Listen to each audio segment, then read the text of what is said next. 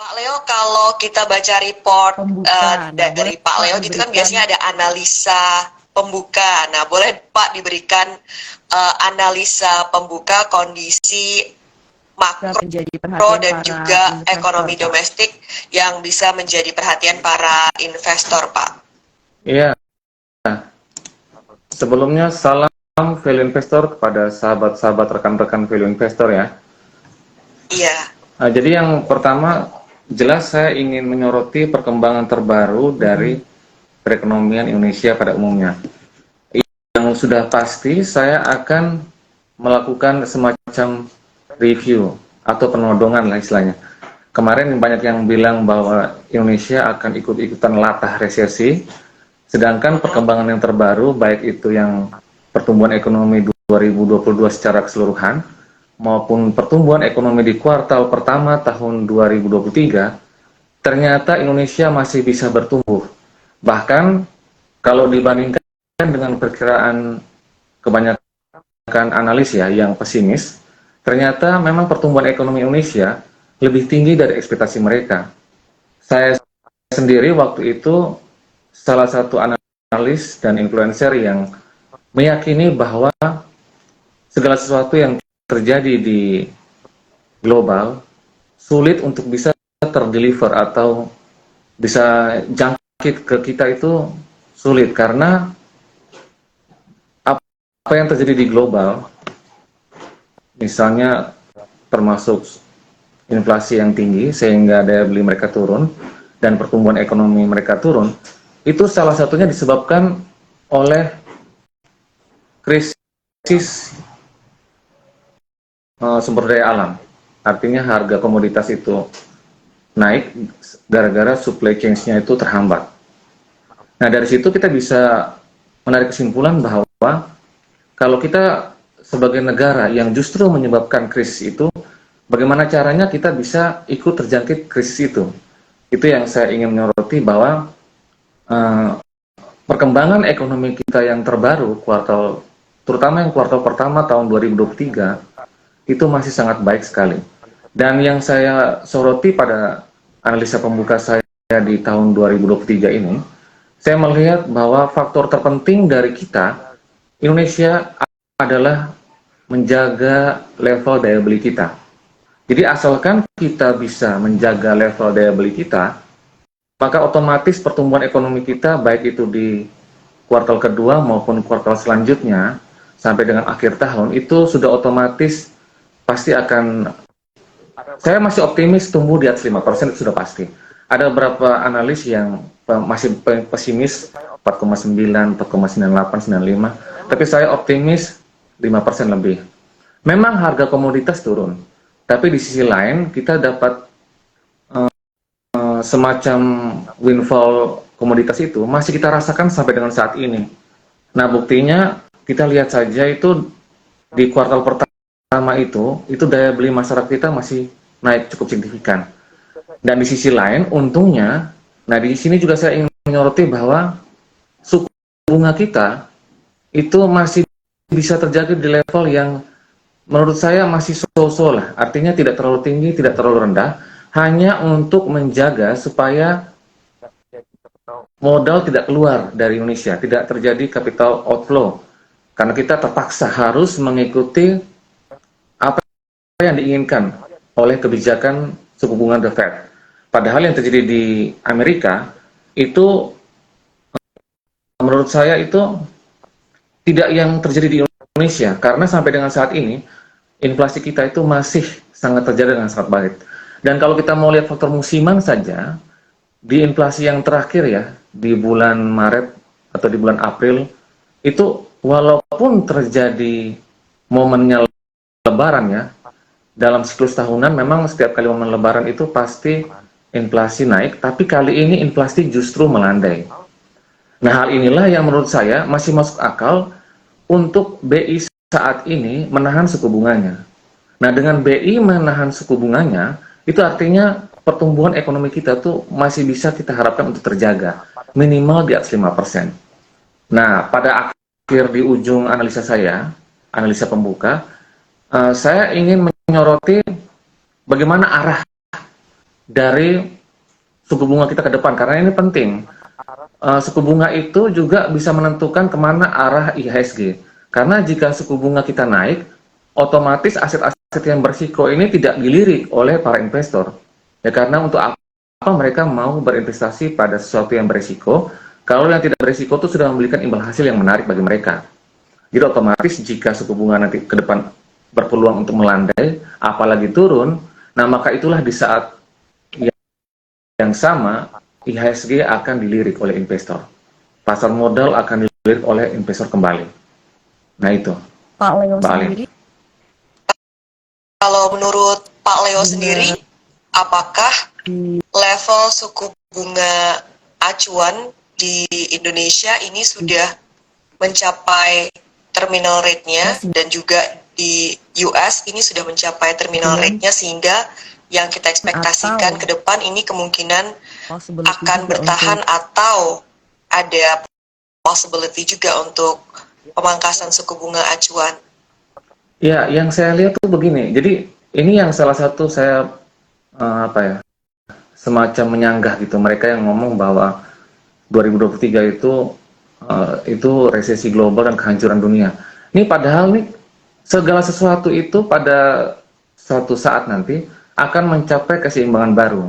Dan hal ini sudah pernah terjadi beberapa waktu yang lalu. Kalau kita buka ya di histori suku bunga The Fed ya, kurang lebih sekitar 50-70 tahun ke belakang. Coba Anda buka deh, coba kita semua buka. Di situ terlihat jelas bahwa ada beberapa momen di mana suku bunga Amerika terpaksa harus naik karena inflasinya juga naik. Salah satunya itu yang terjadi tahun 80. Nah, di situ terlihat jelas bahwa ketika si inflasi Amerika itu naik, memang sebelumnya ini target dari The Fed itu sendiri sebenarnya ada dua ya. Yang pertama itu untuk menjaga inflasi, yang kedua itu untuk pengangguran. Ya jelas kalau pengangguran itu sudah jelas, kalau misalnya suku bunga turun, ya akhirnya aktivitas ekonomi, geliat ekonomi akan kembali naik, dan pengangguran akan kembali turun. Nah itu targetnya tercapai. Inflasi juga diharapkan lebih rendah daripada kalau sekarang itu mereka mengharapkan 2%. Nah di tahun kurang lebih sekitar 1983-84 itu pernah terjadi di mana inflasi Amerika itu naik sampai kurang lebih waktu itu sekitar 17-18%. Nah ketika itu juga suku bunga Amerika itu dinaikkan secara agresif untuk mencoba untuk mendahului inflasi. Nah ketika suku bunga ini naik mencapai level di mana inflasi itu dicapai, jadi kan ketika suku bunga naik pasti inflasi turun. Naik, turun lagi, naik, turun lagi. Nah, sampai pada satu titik akan terjadi keseimbangan, ini inflasi, ini suku bunga. Nah, begitu inflasi dan suku bunga ini seperti ini, jadi ini suku bunga, ini inflasi, itu sudah otomatis suku bunganya harus diturunkan. Kenapa suku bunga harus diturunkan? Mereka sudah nggak bisa jumawa lagi. Apa yang terjadi pada 3 bank yang lumayan besar ya, yang satu di peringkat 16 lumayan besar ya. Bank itu di sana memang kecil, tapi kalau dibandingkan dengan perbankan kita di tanah air itu sudah lumayan besar ya. Yang bangkrut kemarin itu udah menandakan bahwa mereka udah nggak punya cukup ruang lagi untuk bisa menaikkan suku bunga gitu. Paling enggak untuk mempertahankan suku bunga. Kalau enggak ya ekonomi mereka bakalan hancur. Bakalan ada banyak bank yang akan kolaps. Tapi memang saya masih memprediksi bahwa oke lah, ini kan sekarang yang terbaru ya, data yang hari Rabu kemarin, suku bunga The Fed itu, maksud saya inflasi Amerika itu kan 4,9 sekian persen ya. Itu sudah turun dari level tertingginya di sekitar 9,2 ya kalau nggak salah. Jadi begitu inflasi suku bunga naik, inflasi turun, terus menerusan begitu. Nah sekarang suku bunga The Fed sudah lebih tinggi daripada inflasi. Berdasarkan catatan historis, ketika itu terjadi, maka akan terjadi pembalikan. Nah, nanti pembalikan arah suku bunga, atau paling enggak melandai dulu dah. Itu tinggal tunggu waktu aja. Dan ketika suku bunga Amerika melandai, atau bahkan turun, dan akan diikuti oleh suku bunga Indonesia, yang memang pada dasarnya harusnya turun, karena kita inflasinya masih bagus. Terus pertumbuhan ekonomi kita masih baik. Jadi memang nggak punya alasan untuk BI itu untuk naikkan lagi suku bunga kecuali untuk menjaga capital inflow. Tapi belakangan rupiah kita masih terjadi dijaga dengan sangat baik ya, bahkan menguat. Nah ini satu sinyal yang positif, memang udah nggak ada alasan lagi untuk Bank Indonesia menaikkan suku bunga latah mengikuti suku bunga The Fed. Dan The Fed juga ke depan sudah tidak punya ruang lagi mereka. Kalaupun mereka mau naikkan plafonnya, mau naik sampai berapa, nanti ujung-ujungnya obligasi pemerintah mereka udah nggak ada harganya lagi. Dan itu yang rugi mereka sendiri. Jadi ada banyak pertimbangan nih sekarang di Senat Amerika sekarang untuk memutuskan apakah plafon akan naik atau enggak. Tapi menurut pemikiran saya, udah nggak mungkin gitu punya ruang untuk mereka naik gitu. Jadi yang ada ke depan itu mereka pasti akan mempertahankan suku bunga yang melandai. Iya, mungkin masih naik satu kali 25 basis poin, tapi untuk sampai 50 basis poin ya mungkin masih bisa, tapi menurut saya sudah luar biasa mereka untuk menahan resikonya itu.